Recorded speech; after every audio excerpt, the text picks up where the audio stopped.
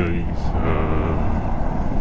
sukaron di ay no, ato ang i-review ang ato ang EDB350 sa after my 2 months driving. Okay, so mo di ato ang i-tackle karon. So review aning personal experience, ato ang comfort, diba, sa unsay pros and cons. Ano ato ang i-tackle karon sa ato ang topic ato ang vlog. So at first di ay dagang may nakatana sa kuha ganang well ganing nag-drive pa sa streets na nakakita sa kuha sa 350. So nakatana kung di ko kuha. So, kaya ang kaning yung EDB350 karong panahon na kaning lisod pagkuha, nag-line up kasagaran ng mga gusto makuhaan dito sa mga dealer. So nag-line up, naiuban nga naibayad na daan o mga down payment o reservation fee. So may nga na siya subodaga kay murag ka ng limited pa ang mga stocks pag-distribute ni Honda sa mga dealership. So mana nga nahitabo pa. So kani ako gikuha din ako dito sa Honda Loon Bohol. Dito na gid din ako. So gitabangan ko ni si Sir Ian Taruna sa Ian's Custom. Siya ini i-help sa kuha. Notang akong gitudlo na dito sa Honda Loon. Okay. So muna gingadto din ako. Ikuha gid ako dito personally sa Loon. So first nako nga kuan dito. Matay ako murag matay mortog ako ang first driving from Loon Bohol kadong diri sa syudad. Ako ang initial nga review ato feedback. Gaan siya, I thought yun sa wall kay first time gito na ko nakakita ato dito na gito sa Loon Bohol o sakay. So while nag-prepare sila, nagkuhan ko na busibugat na kanang lisod di drive. So may nga na ba ng mga thoughts nga. So diretso na ko ato pag kuma nila. So na kong drive na kong suway o kanang balin-balin na surprise ko kay perting gaana. Unlike radyo kay siya, unlike sa X-Max, kay previous X-Max mo niya ako ang gipulihan ani no. So unlike sa X-Max, so nagibugatan ko ato same og kanang weight ba sa ako ang Z1 katong X-Max sa gitang tangan nato nako mga kuan mga stock accessories wa gilisan na nako mga light.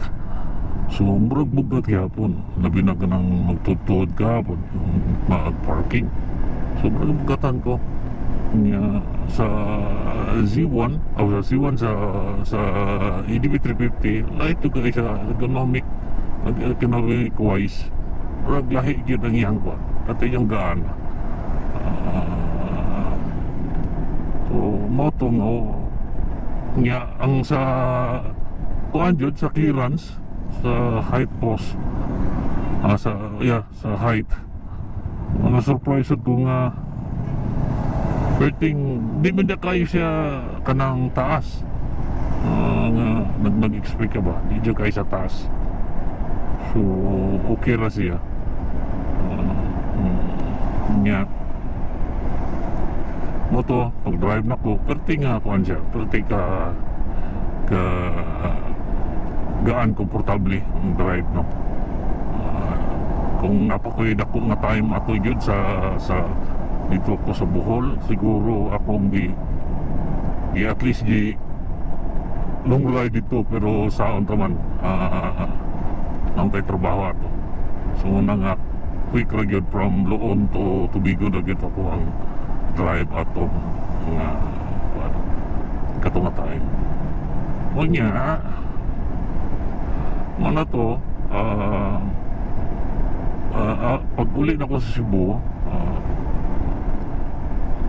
kanang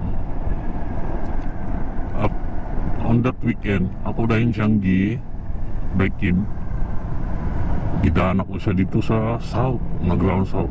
So ang test ko maayo nga mo na to gyud ang dito ko naka notice yung tanan sa pros and cons.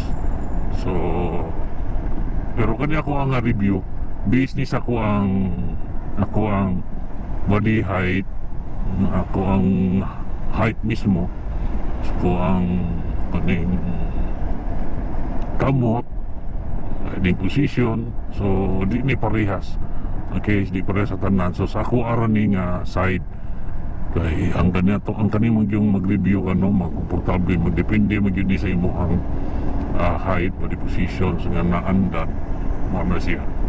So ako ang na-notice yun ato sa long ride, murag mubura sa kuha ang iyahang handlebar katong time murag ka ng nangalay kani ako ang kamot ato. Unya siguro sa ang stock nga lever ato kay murag kanig kay siyempre stock ani dili man siya adjustable, no. So mao'y hangkuan, mao'y nakakuan niya murag layo. So ako ang kamot, ako ang manggong naandan ani permanente, no. Kani dire sa left nga side nako ana gyud ko permanente. So kanang nangalay ako ang ani kay murag layo. So mao gyud ako naandan. So mao to usa, so mubo man tao tudlo. So siguro mo to. So wala nga to address katong kuan, ako ang giilisan og adjustable nga brake lever.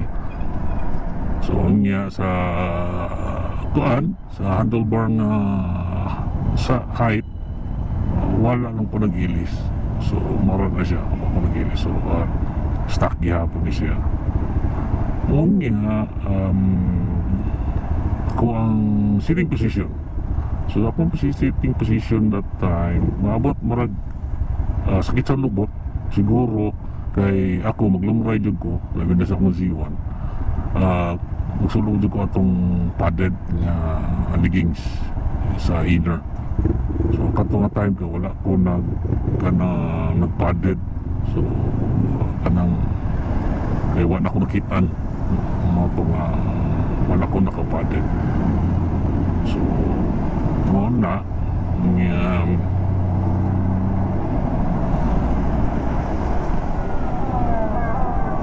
so unsa pa pero mo to siya mo tong kuan ako. Pero sa advantage niya gaan, liko-liko nimo nya comfort or tinindota may kuan. So ang nya after ato ako sa nisang gitry og off-road, rough road yun siya. Nya na-manage naman ako, no, sa particular rough road sa ako ang height o sa iyahang weight, na-manage na yun ako. Mana siya, so way problema yung mga siyang i-off-road. So siguro ang nang kanindot ng taan I'm not sure kay murag kanang murag lahi man siguro ang EDB sa EDB 350 sa kanang i-release sa Honda nga X EDB 350. I'm sure kay nakakita ko, no, basi murag mag-release lag X EDB 350. So kato siya kaya nga ako ang tuwan ng tano ng dapat kung i-EDB nila dapat mura sila nila ilaning gini semi-naked ang ilaw walay mga plastic bearings nga gilisan lang nila tatuog ka ng mga engine guard, mga skid plate ba nga na kay para kung mag semi-off-road ka maigo sa mga kuan walay plastic nga mabuak, walay kuan, so may dapat ang i-design. So I think katong XEDB nga 350 di mauna siya ang little version sa XEDB 750. So mao na ako ang nakuha na. So mao na ako tuwa tratato. Bernindo to siya. Nya. So mao na nindot siya.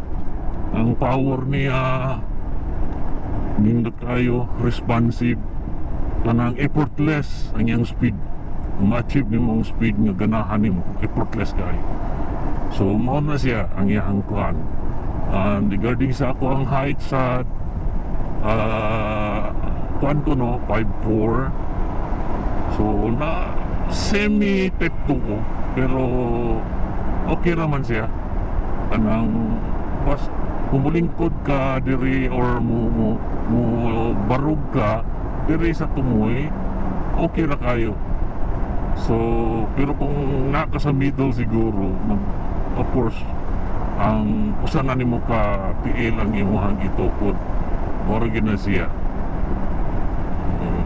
So depende gid na siya sa guts sa rider kung komportable siya or kanang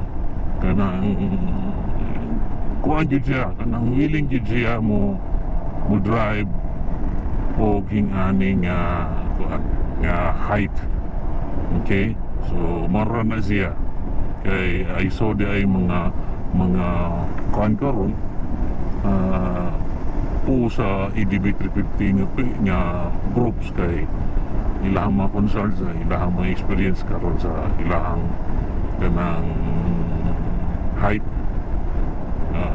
Nagdisod sila ngita sila mga kanang kuan mga flat seat or sap ba, pero mana so muna yung mga options. Okay, so sa kuha ka ni stock ko yun ni walay adjustment sa rear shocks. Wala ko magsapsap sa seat, so stock yun ni height, which is murag okay naman sa kuha. Di sa ko ganahan nga magsapsap o mag flat seat kay I already have kanang experience sa ako ang X-Max sa una nga ako ang gilisan may watdan nga flat seat, which is nga kung kanang mag long ride sa kay sakit na ganoon to bisan pag naka-padded ko kay siyempre flat seat naman no? So mo na siya naka-difference. So mo na ako ang review sa katong nag-off-road ko. Positive ra ni project ay siya. So katong nakuan ko na lusaran gawa sa TCH GBY, so moto ako ang nga after that na mga experience nako na long ride ko padung sa Bugo katong pag earthquake, after earthquake so nibisit ko sa Mua sa Bugo sa tanaw na ko ang balay no mo kay nabiyahan man to timing na to ako ang mga relatives na address Matawi. So ako ang gilong ride nagamit ko sa EDB 350 just to check kung okay bang dalan, okay bang balay. So okay na ang akong driving that time. So murabag ng nakapadded pants na ko, so walay sakit sa lubot nya murag naka-adjust na gani ko, so okay ra kayo ako ang drive ato. So mao na. So overall dili ka mahayan ang EDB 350. So by the looks ato inon looks wise okay, kasi kay daghan kayo mga kanang debate ba no asay ang mga basan ako kasay nindot Xbox 300 or ang EDB 350. So okay, so honest by the looks plus gyud ang ang Xbox 300. So plus gyud siya. So nindot gyud siya og looks. Pero in terms of kana the power tanan, so EDB 350 ko. Okay, so on features, okay, so mo na siya. So ang design sa EDB 350 mao gyud ang iyahang na-expect nindot gyud siya. So if you're an EDB kanang 150 or 160 user niya, try ka o kanang upgrade to 350, it's worth it good, so di ka mahayag na siya.